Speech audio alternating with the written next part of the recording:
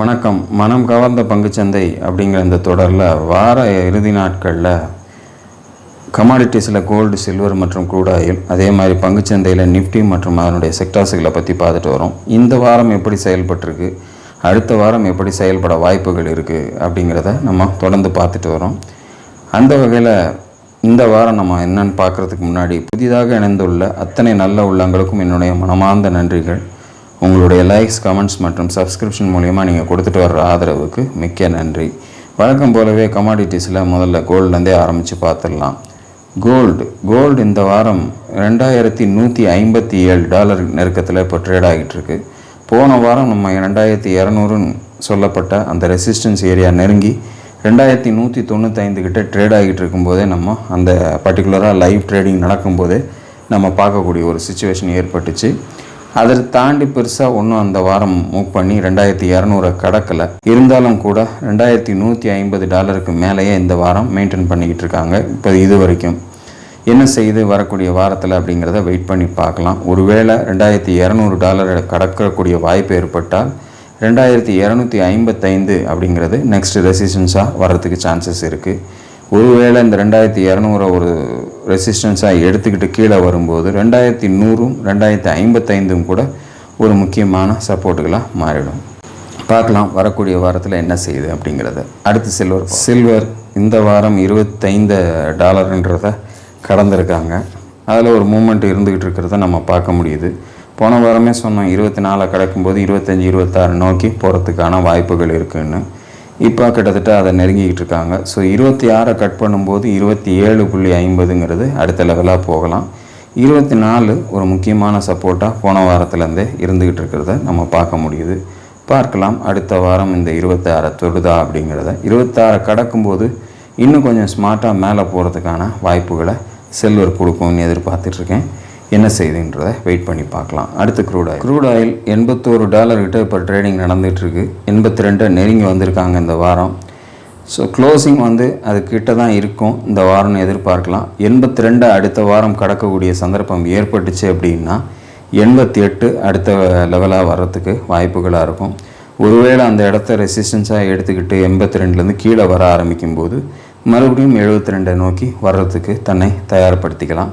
But என்ன செய்ய போகுது அப்படிங்கிறத வெயிட் பண்ணி தான் பார்க்கணும். க்ரூட் ஆயில்லையும் வரக்கூடிய வாரத்தில் அது என்ன பண்ண போகுதுங்கிறத பார்ப்போம். அடுத்து நிஃப்டி மற்றும் அதனுடைய செக்டார்ஸுகளை பற்றி பார்க்கலாமா.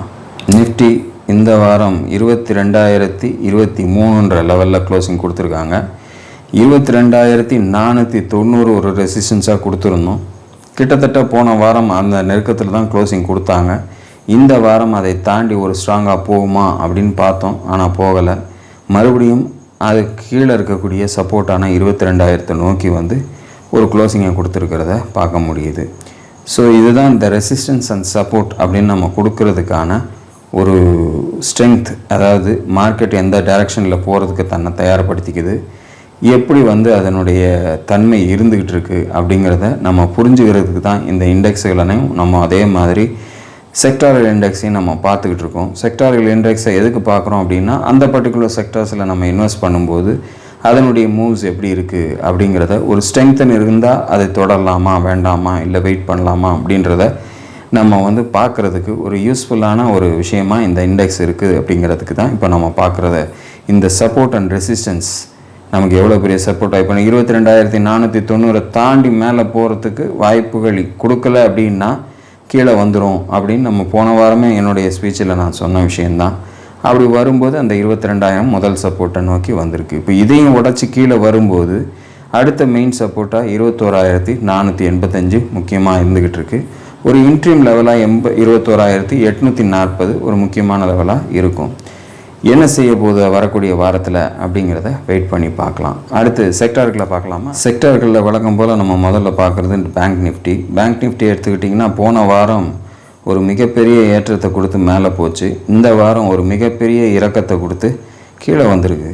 ஸோ இதனுடைய வேகத்தை பார்க்கும்போது 47,470 மேலே போன வாரம் க்ளோசிங் கொடுக்கும்போது ரொம்ப வேகமாக மேலே போய்கிட்டு இருக்கேன்னு யோசிக்க தோணுச்சு. ஆனால் அதை சஸ்டெயின் பண்ணிக்க முடியாமல் மறுபடியும் இந்த வாரம் 46,480 நோக்கி நெருக்கத்தில் கிட்டத்தட்ட 46,594 க்ளோசிங் கொடுத்துருக்காங்க.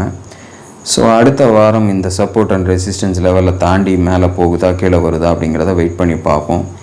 46,480க்கு கீழே வரும்போது 45,600 முக்கியமான சப்போர்ட்டாக இருக்கும். 47,470 தொடர்ந்து இப்போதைக்கு ஒரு முக்கியமான ரெசிஸ்டன்ஸாக இருந்துகிட்டு இருக்குது. வரக்கூடிய வாரத்தில் என்ன செய்யுதுங்கிறத வெயிட் பண்ணி பார்க்கலாம். அடுத்த செக்டர் ஃபின்னிஃப்டியை பொறுத்தளவில் இந்த வாரம் கிட்டத்தட்ட 21,000 நெருக்கத்தில் தான் போன வாரம் க்ளோசிங் இருந்துச்சு. பட் அதை தாண்டி போகிறதுக்கு ஒரு பெரிய சந்தர்ப்பம் இந்த வாரம் தரலை. மறுபடியும் 20,665 கீழே 20,644 கொண்டாந்து பேங்க் நிஃப்டி மாதிரியே போன வாரம் பூரா ஏற்றம் இந்த வாரம் பூரா இறக்கத்தை கொடுத்து கீழே க்ளோசிங் கொடுத்துருக்காங்க. அடுத்த வரக்கூடிய வாரத்தில் 20,400 20,200 ஒரு முக்கியமான சப்போர்ட்டாக இருக்கும்னு எதிர்பார்க்குறேன். 21,000 தாண்டாத வரைக்கும் இந்த லெவல்ஸை நோக்கி மறுபடியும் அது பயணிக்கிறதுக்கு சான்சஸாக இருக்கலாம். வரக்கூடிய வாரங்களில் என்ன செய்யுது ஃபின்னிஃப்டிங்கிறத வெயிட் பண்ணி பார்க்கலாம். அடுத்த செக்டர் நிஃப்டி 80 அந்த ட்ரெண்ட் லைனில் ஒரு சப்போர்ட் எடுத்து போன வாரமே திரும்பி நிற்கிதுன்னு சொன்னோம். பட் பெரிய ஏற்றம்ன்றது இந்த வாரத்தில் இல்லைன்னா கூட ஒரு 37,500 கொண்டு போய் க்ளோசிங் கொடுத்துருக்காங்க. இன்னமும் நம்மளுடைய ரெசிஸ்டன்ஸான 38,840 நோக்கி போகிறதுக்கு இன்னும் நமக்கு நிறைய பாயிண்ட்ஸ் இருக்குது. ஸோ அதே சமயத்தில் கீழே இந்த ட்ரெண்ட் லைனை பிரேக் பண்ணும்போது கொஞ்சம் நம்ம கேர்ஃபுல்லாக இருக்கிறது நல்லது அப்படிங்கிறது என்னுடைய எண்ணம். என்ன செய்யுது வரக்கூடிய வாரத்தில் நிஃப்டி 80ங்கிறத வெயிட் பண்ணி பார்க்கலாம். அடுத்த செக்டர் நிஃப்டி ஃபார்மாவை பொறுத்தளவில் பார்த்தீங்க அப்படின்னா போன வாரத்துக்கு முந்தின வாரங்கள்லாம் பார்த்திங்கன்னா அந்த 18,840க்கு கீழே வரவிடாமல் மெயின்டைன் பண்ணாங்க. போன வாரம் ஸ்லைட்லி கொஞ்சம் மேலே ஏற்றுனாங்க. இந்த வாரம் மறுபடியும் 18,840 கீழே 18,718 அப்படிங்கிற லெவலில் கஷ்டப்பட்டு முடிச்சிருக்காங்க. பெருசாக இறங்கிடுச்சின்னு சொல்ல முடியாது. அதே நெருக்கத்தில் தான் இன்னமும் இருந்துகிட்ருக்கு. அடுத்து இதனுடைய சப்போர்ட் லெவல்னு பார்த்திங்கன்னா 18,070 தான். அதே போல் மேலே முக்கியமான ரெசிஸ்டன்ஸாக 19,680 தொடர்ந்துக்கிட்டு இருக்குது. வரக்கூடிய வாரத்தில் என்ன செய்யுதுங்கிறத வெயிட் பண்ணி பார்க்கலாம். அடுத்த செக்டர் நிஃப்டி எஃப்எம்சிஜி அந்த 54,200 தாண்டி பெரிய லெவலில் போகிறதுக்கு முயற்சிகள் இருந்தாலும் கூட தொடர முடியல அப்படிங்கிறதான ஒரு நிலமை 54,200 கிட்ட தான் நின்றுக்கிட்டு இருக்கு. இந்த வாரம் அதற்கு கீழேயே கொண்டாந்து க்ளோசிங்கும் கொடுத்துருக்காங்க. இப்போ 2-3 வாரங்களாகவே மேலையும் கிளையுமா மாறி மாறி க்ளோசிங் கொடுக்கறது ஒரு வழக்கமாக இப்போ அதில் எஃப்எம்சிஜியில் மெயின்டைன் ஆகிட்டு இருக்கு. ஒரு குறிப்பிட்ட ஒரு சைட்வேஸினுடைய தன்மை தான் இன்னமும் நமக்கு அதில் இருந்துக்கிட்டு இருக்கிறத பார்க்க முடியுது. பார்க்கலாம் வரக்கூடிய வாரத்தில் என்ன செய்யுதுன்றதை. அடுத்து நிஃப்டி ஆட்டோ 21,375ங்கிறத போன வாரம் ஸ்லைட்லி கிட்ட கொண்டு போய் டச் பண்ணாங்க. பட் பெரிய ஏற்றம்னு நம்ம சொல்ல முடியாது. அந்த இடத்துலேருந்து அன்றைக்கே ஒரு நல்ல ஒரு இறக்கத்துக்கு கீழே வந்துருச்சு. இந்த வாரம் 20,790 கட் பண்ணி 19,985 நோக்கி நெருங்கி வந்திருக்கிறாங்க. இருந்தாலும் க்ளோசிங் 20,192 கொடுக்கப்பட்டிருக்கு. ஸோ இந்த 19,985 கட் பண்ணும்போது 19,335 வரைக்கும் வரலாம். மேலே ரெசிஸ்டன்ஸ்னு பார்த்தீங்கன்னா 20,790 21,375 முக்கியமாக இருக்கும் வரக்கூடிய வாரத்தில்னு எதிர்பார்க்குறேன். பார்க்கலாம். 19,985 கட் பண்ணும்போது கொஞ்சம் வீக்னஸ் கூடுதலாக கூட வரலாம் அப்படிங்கிறது என்னுடைய எண்ணம். வரக்கூடிய வாரத்தில் என்ன செய்யுதுங்கிறத வெயிட் பண்ணி பார்க்கலாம். அடுத்த செக்டார் நிஃப்டி ரியாலிட்டி மார்க்கெட் இறக்கத்துக்கு இந்த ஒரு பர்டிகுலர் செக்டாரும் ஒரு பெரிய சப்போர்ட்டாக இருந்திருக்கு அப்படிங்கிற மாதிரி சொல்லலாம். 925லேருந்து 820க்கு ஒரே குதியாக குதிச்சு கீழே வந்த மாதிரி இருக்குது. இருந்தாலும் அதற்கு மேலே 830 ஒரு க்ளோசிங் கொடுத்து நிறுத்தப்பட்டிருக்கு. 820 உடைக்கும் போது 785 720 முக்கியமான சப்போர்ட்டுகளாக வரக்கூடிய வாரத்தில் நிஃப்டி ரியாலிட்டியில் இருக்கலாம் அப்படின்னு எதிர்பார்க்குறேன்.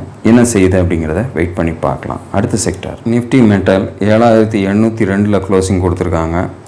அதுலேயும் ஒரு நல்ல ஒரு இறக்கம் கிட்டத்தட்ட ஒரு 8,120ங்கிற சப்போர்ட்டையும் உடச்சி 7,985ங்கிறதையும் உடச்சி 7,690 கிட்ட 2 நாட்களில் கஷ்டப்பட்டு மெயின்டைன் பண்ணி இந்த 7,802 மெயின்டைன் பண்ணி நிறுத்தியிருக்காங்க. ஸோ சப்போர்ட்டும் ரெசிஸ்டன்ஸும் ஆல்மோஸ்ட் எல்லாமே கடந்து மேலேருந்து கீழே வந்ததுனால இப்போது 7,690 7,450 ஒரு முக்கியமான சப்போர்ட்டாக இருக்குது. 7,985 8,120 ஒரு முக்கியமான ரெசிஸ்டன்ஸ் ஏரியாவாக இந்த பர்டிகுலர் செக்டாரில் இருந்துகிட்டு இருக்குது. அடுத்த வாரம் எந்த பக்கம் போகுதுங்கிறத வெயிட் பண்ணி பார்க்கலாம். அடுத்த sector Nifty oil and gas. அதுவும் 11,480க்கு மேலே மெயின்டைன் பண்ணி 12,000 தாண்டறதுக்கு ஒரு 2 முறை முயற்சி பண்ணி அந்த இடத்துல ஒரு டபுள் டாப் ஃபார்மேஷன் மாதிரி இந்த வாரம் ஒரு கடுமையான இறக்கத்தை கொடுத்து கிட்டத்தட்ட அந்த 10,700 நெருங்கி 11,058 க்ளோசிங் கொடுத்துருக்காங்க. ஸோ ரெசிஸ்டன்ஸ்னு பார்த்தீங்கன்னா 11,480. அதை உடைக்கலை அப்படின்னா கீழே 10,700 கட் பண்ணும்போது 10,250 வரைக்கும் போகிறதுக்கான வாய்ப்புகள் அடுத்த வாரத்தில் இருக்கலாம். என்ன செய்ய போகுது நிஃப்டி ஆயில் அண்ட் கேஸுங்கிறத வரக்கூடிய வாரத்தில் வெயிட் பண்ணி பார்ப்போம். இதுதான் இந்த வாரத்துக்கான செக்டாரல் லெவல்ஸ். ஓவராலாக நிஃப்டிக்கு இந்த வாரம் இறக்கத்துக்கான ஒரு முக்கியமான சப்போர்ட்ஸாக பேங்க்கும் அதே மாதிரி ரியாலிட்டி, மெட்டல், ஆயில் இதெல்லாம் ஒரு பெரிய சப்போர்ட்டை கொடுத்து கீழே வந்திருக்கு. ஸோ அந்த வகையில் அதனுடைய வேகம்தான் இந்த 500 புள்ளிகள் கரைந்து கீழே வர்றதுக்கு ஒரு பெரிய சப்போர்ட்டாக இருந்திருக்கு.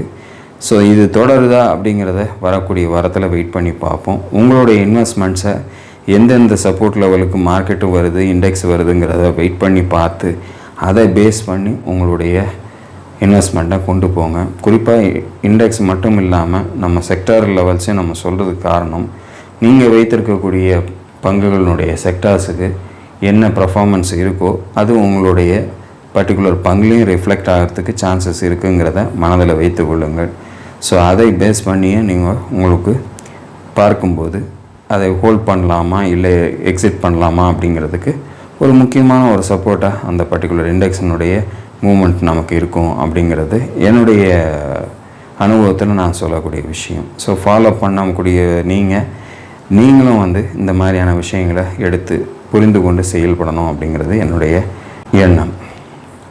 ஸோ அடுத்த வீடியோவில் பிரேக் அவுட் தரக்கூடிய பங்குகள் என்னென்ன அப்படிங்கிறத, இந்த வாரத்துக்கான வாய்ப்புகள் தரக்கூடிய பங்குகள் என்னென்னன்றதை நம்ம பார்க்கலாம். அதுவரையில் நன்றி, வணக்கம்.